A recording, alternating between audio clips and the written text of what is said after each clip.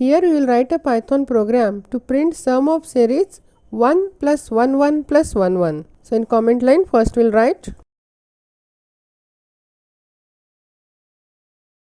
For this first we will define function print series with one parameter, and we will declare two variables as sum, which is initialized with 0, and t, which is initialized with 1, and we will use for loop.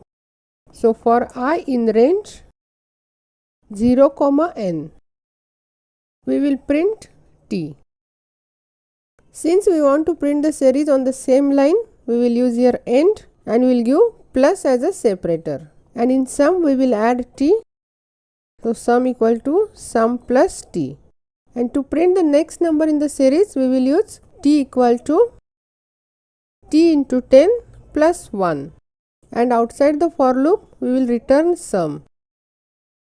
Then outside the function we will accept value of n, that is total number to print. So n equal to int input, enter nth term to print, and we will call the function print series by passing value of n as a parameter. Since the function is returning value, we will call it in print statement.